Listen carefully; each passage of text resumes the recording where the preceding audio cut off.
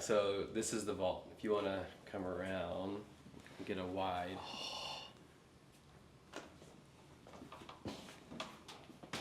Oh my God, no way, dude.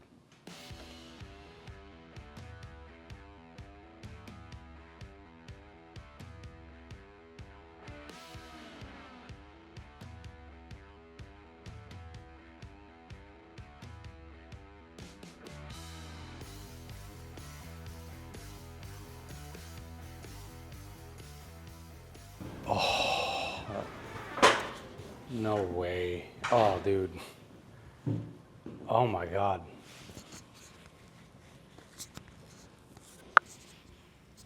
Oh my God. Welcome to the showroom.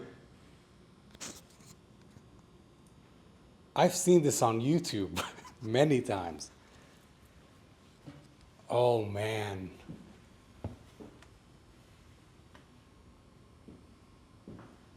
You want to take a second, or you want me to start walking you through it?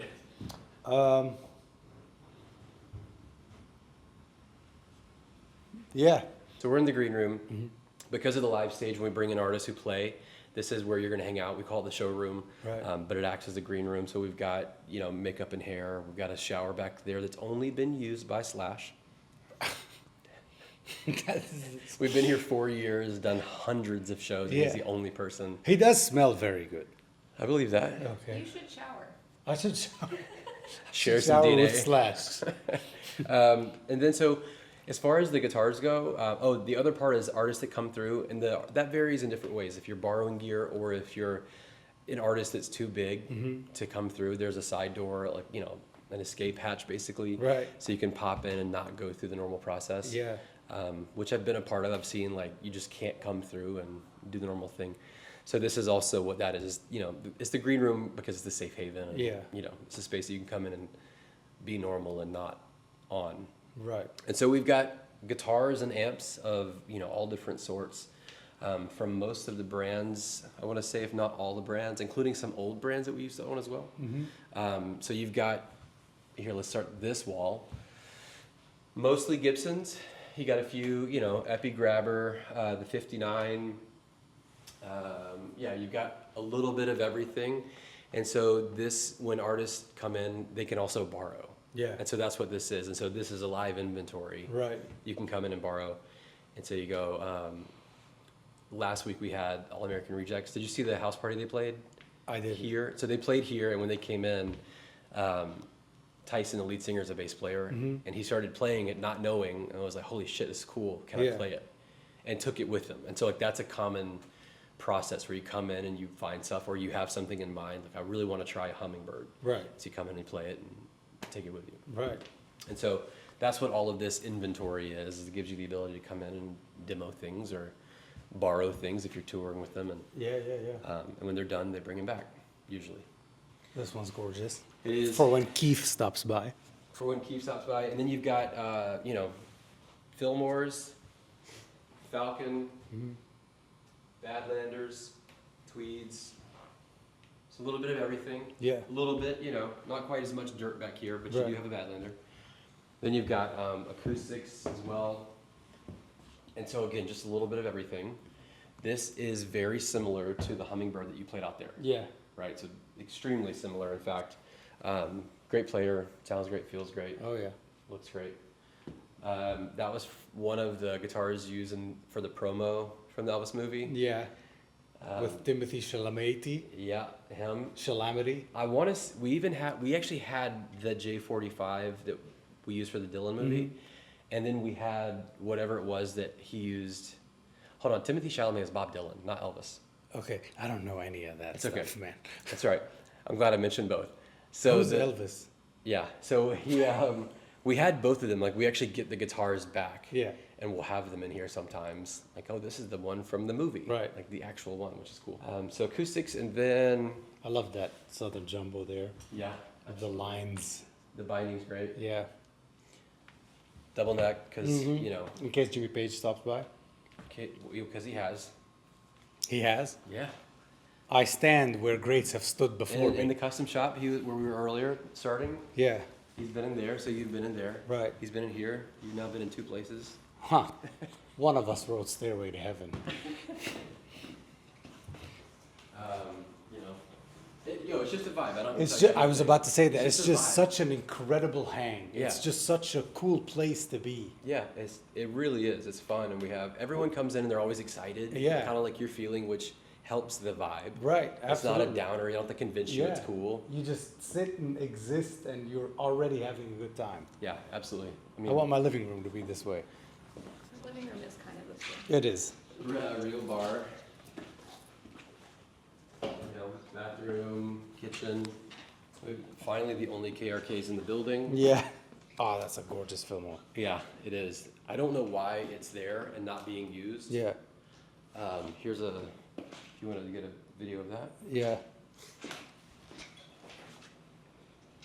Either be like a water or a liquid death or.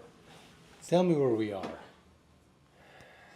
Is this and then we're gonna open something epic? But you have to figure out which one. So. I bet you just like an iPhone password. I have to play a lick, don't I? 00000001. You said a lick and you just strummed them open. Yeah. What am I supposed to do? I'm holding a microphone. What do you want me to do? All right, so this is the vault. If you want to come around and get a wide.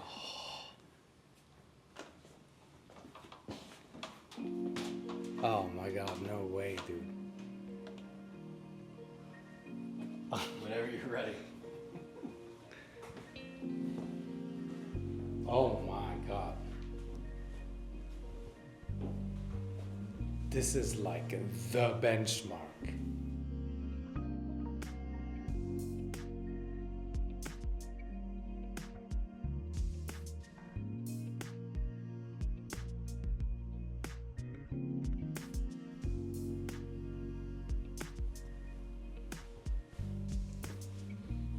Man.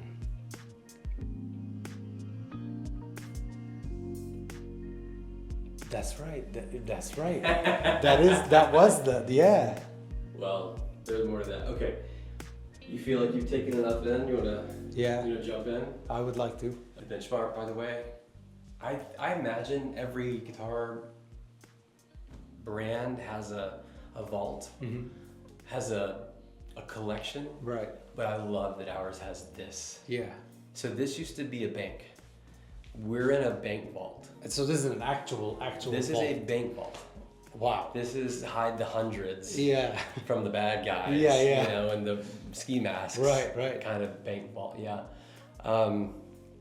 Okay, so there's a lot in here, right? So we can go through everything, or we can kind of move around and take our time. All right, don't look yet. I won't. My eyes are closed. Okay, this is the best place to start because, to our knowledge, this is the first acoustic Orville made. Wow.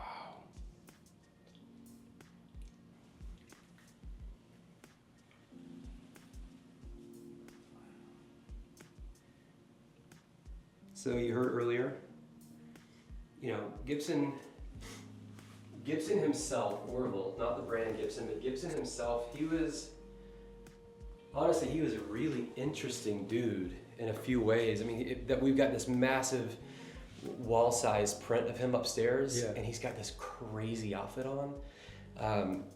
But he was very fashion forward. He was an artist, and so when he gets into Mandos and guitars and everything, he's an artisan making things. And so when you're thinking about all of this again, like, it just shows you he was innovative for the sake of creating art, right? Like, it's not I got a guy who needs a guitar kind of thing. Right. He was just making things to make things because he made things. And so to start with the Mando, so think the Mando is the first thing he starts with. He gets here, and then think of the last one that you saw. Right. The last one he made. Yeah. You go from the Mando to this to that. Yeah. From this one, this is incredible for 1,000,001 reasons. But again, it's got the arch top, right? I mean, it's you're grabbing it. It's a Gibson innovation that acoustics share now, because Gibson Orville, I always confuse his name, Orville learned how the whole thing resonates. Yeah. Right? It takes time and starts to learn it. Do me a favor and hand me this. Oh, I don't want to. You can just hold it. You don't have to play it. I understand. So you're holding the first acoustic that Gibson ever made. So arguably, all right, let me try it again. Arguably, Buddy Blues exists because of this. That's true. That is true. It's crazy. I never thought about it that way. You never thought you didn't know that you could hold this though. You didn't think you'd get to this place, right? And honestly, I'm kind of scared now. It's okay. I understand. I would like to smell it. Are you gonna smell it wrong? Smell it. Wow. Why'd you smell so fast? Sniff it, man. Get in there. What do you smell? History. Yeah, look at the bridge, the work. This is the first acoustic. Why are you building guitars like this? Mm-hmm. This isn't the first thing that anyone makes. This is the first thing that guitar players now make. Right. You know, when they're building their first, you don't build intricate bridges with 6 sets of Inlays. dot inlays, right? You know, having bridge pins with dot inlays. It Right. doesn't make sense that you start there. Yeah. To have the arch top and, you know, understand that this is where the vibrations come from and this is what makes an acoustic. And then you roll over and you legit contouring to it, right? Yeah. Roll it over to the other side. Yeah. Nice and delicate. How is this your first acoustic? Right. How? Right. Again, I understand he's made Mandos. He's done a ton of work. There's a lot of time that's gotten him to this place. But this is, just to see the rounding, to meet a seam. Incredible. Look at the way that this rolls in. And by the way, it's not meeting in the sense of 2 pieces. You know, you're looking at this is one piece, to my knowledge, and then you roll it over until it meets there. Yeah. Keep going, and then it just keeps going. This is just, this is why you can see Gibson becoming Gibson. Right. Like to start here, it makes sense how it gets here. Definitely. Right? This room makes more sense. Yeah. Now, as another side note, something that you can't see on camera, explain what the neck feels like. An unbelievably huge V, but a very sharp V. Yeah. Very, very sharp V. Explain it all the way up from 1 to 12. Oh, it rounds out, doesn't it? That's crazy. Now describe the depth at 12. Insane. Insanely deep. Almost unplayable, right? Yeah. Now, I don't know if Orville was a player. I don't know. Mm-hmm. And I can't say. I don't know if he was a player. Let me just leave it at that. Yeah. But my guess, when you get to this point, maybe he was a Mando player, but not a guitar player. Yeah. Because this doesn't feel good. Right. I don't want to play this on a guitar today. Right. I want to play this one, but more of its provenance than its playability, right? Exactly. I'm going to set it down now. Mando tuners, Yep. right? And so you see the influence. Yep, and the volute as well. The volute, and then you can also see, the volute, and then you can also see the headstock shape. Yeah. Like there's an influence Yeah. that makes sense for Gibson. That is incredible. The history, the beginning, Yeah, the beginning. and how that's incredible. Can I take that with me? Yeah, absolutely. Just gotta fight the 5 guards out there. I think I could take 2 of them on, but they have tasers. So, Charlie Christian, beautiful guitar. Start thinking about the evolution from that to solid body electric. Yeah. And this is somewhere in the middle. There's that Charlie Christian pickup. Do you want to hold this one? No. The other one made me extremely scared. Yeah, I could feel you sweating. And I've held the real 1958. Well, that one tops, doesn't it? Yes. By a lot. Okay, so let's work our way through. Where should we start? So, an appropriate follow-up, an actual Lloyd lore, Yeah. right? This 1924, 101 years ago, Yeah. when I think of 24, I think 75 years ago. Right. We're old. We're getting old. It sucks so much. You go from Lloyd Loar and then over here to 38 to the Advanced Jumbo. Yeah. This is one of my favorites.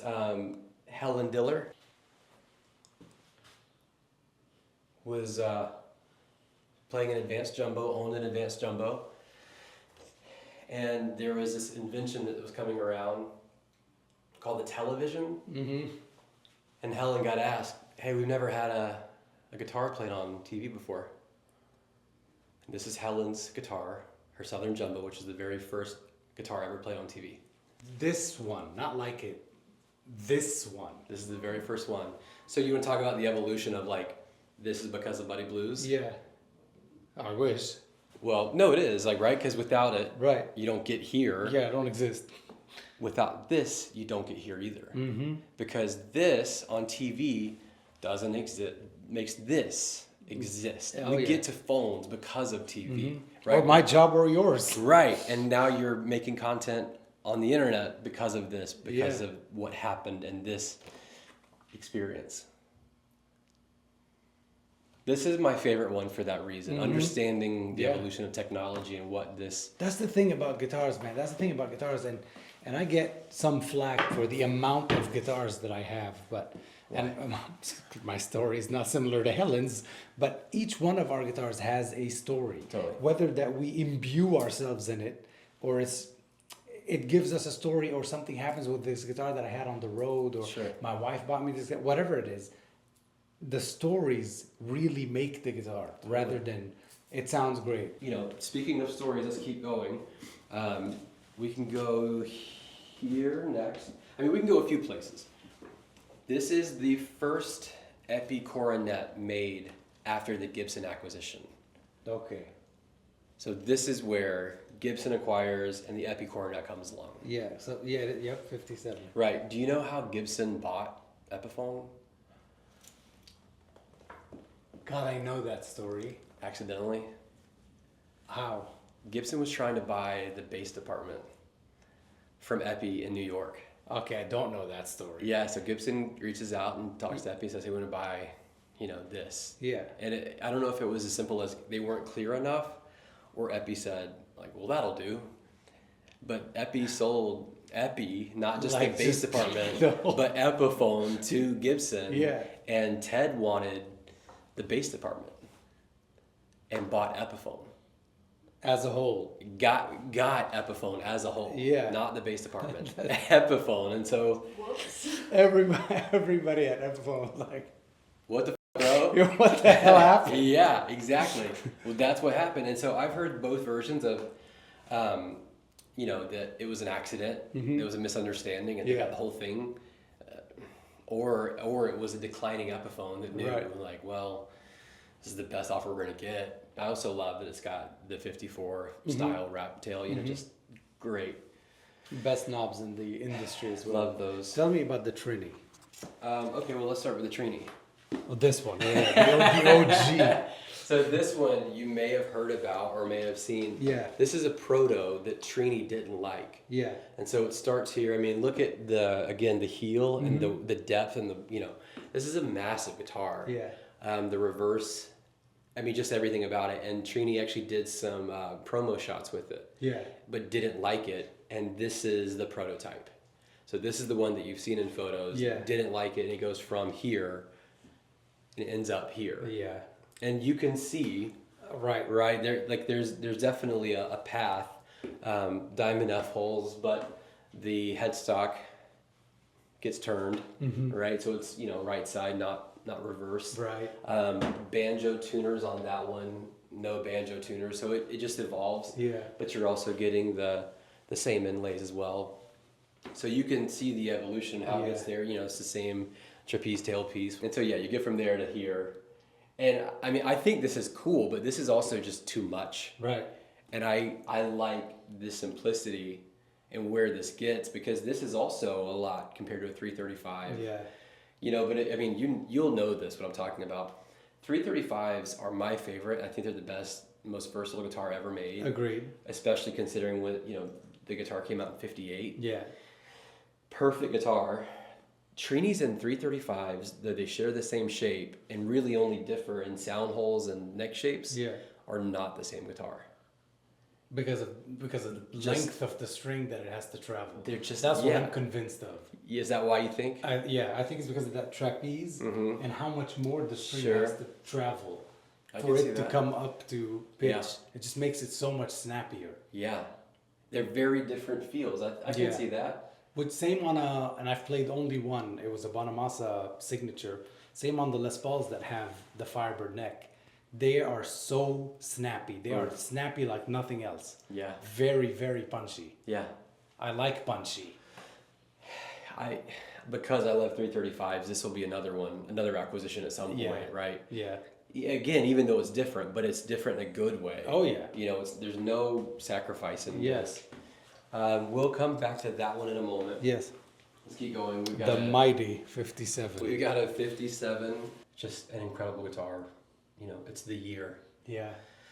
You know, I think this is really the year it becomes the Les Paul. The year the humbucker was invented as well.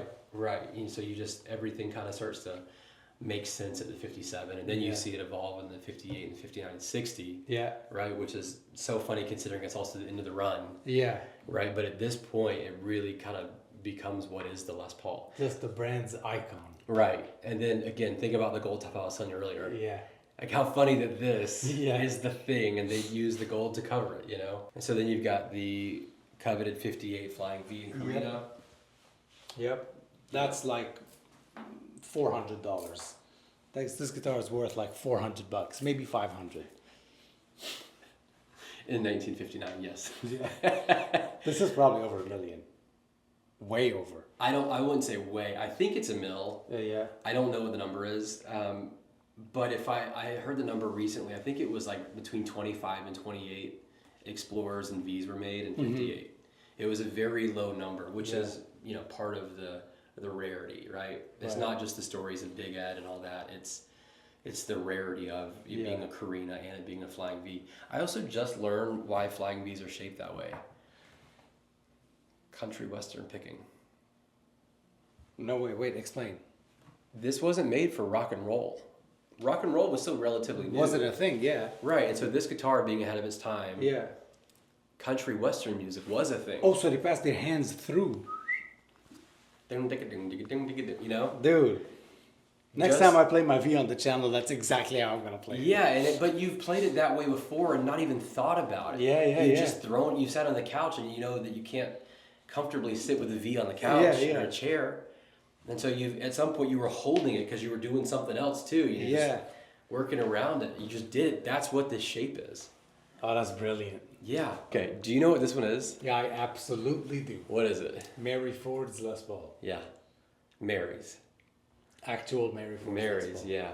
So this is the one that was sold by the nephew to Pawn Stars, Yes. and Mark found it on Facebook Marketplace somewhere in like Wisconsin. Really? Yeah. Someone found it. I think the way it went was like someone found it on Marketplace and was like, "Hey, Mark, by the way, you should know this Yeah. because he's here at this point." And you know, flies up, verifies it, and is like, "Yeah, this is it."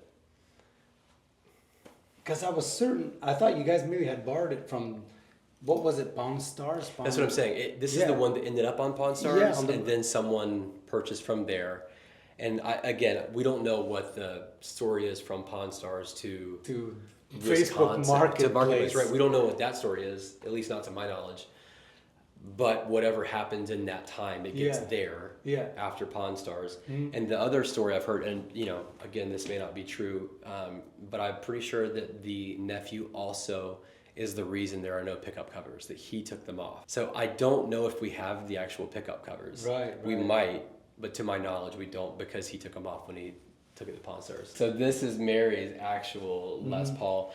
And you know, what's funny, like you think about the time frame of Mary playing this is really funny, because Dylan was right in his story earlier. So I met and did an interview with Tom Doyle, who was Les's longtime right-hand man, engineer, luthier, business partner, etc. And he confirmed that Les took his name off the SG for two reasons. he didn't like it, and he didn't want Mary to get a cut of the royalties. He had a deal with Gibson that he got a cut of every single solid body electric guitar sold at Gibson. Yeah. So think, there were only 28 V's and Explorers made, but it's 50 guitars, and so he got 50, cuts. Right. Every Les Paul that gets sold, he gets a cut. And then this comes out with his name on it, he gets a cut. So every one that comes along, he's getting paid for. Well, by the time this is coming around, the reason that the Les Pauls are diminishing in sales is because his career is waning too. Right. So it's not just like, oh, you're playing this one because you like the shape. Right. Your husband's career is not great. Yeah. And you're playing the guitar that Gibson used to replace his guitar. Yeah. That he's built the second part of his career on, right? And so it's just a funny... It's a lot like going on at the same time. Crossroads where she's playing this thing and then it becomes this like piece of iconography that's attached to her now in a cool way. And you think of her, you think of this guitar, you think of Sister Rosetta Tharpe, you think of this. Absolutely. Right? You put those two things together. So when you think of her, it's really funny to think of it being the guitar after Les. Yeah. Like, there's something about that, Right. Like, what is that? What did that imply? Did she know? Anyway, so it's a really cool piece just to know that that's what this actually is, because this, and if you're also familiar with the way that he modded and did things, you know that means that Les spent time working on this guitar. Yeah, oh yeah. Right? She spent time playing it. They spent time, with it together, performing with it. This has been on stage, performed with Mary and Les. And there you have it, the Gibson Garage, inside, outside, behind the scenes, behind the stage, into the vault. What an incredible experience that was for me to get to see that. I mean, I can't thank Cam enough from Gibson. I can't thank Gibson enough. I can't thank, again, Cam once more for being my epic tour guide that showed me everything, told me stories, taught me a lot of things, and then invited me over to his studio, because he is a wonderful YouTuber on his own channel and for Gibson as well. But anyway, for his own channel, we recorded a conversation that him and I had. It was remarkable. That's going to come out on his channel soon, and I'll link it here, of course. What a fun time. What a fun time it was at the Gibson Garage for you to really experience the history and all of that. Anyway, I got mushy enough in the video. I'm not going to get mushy here. Thanks to Cam, thanks to Gibson, and thank you for watching. Until next time.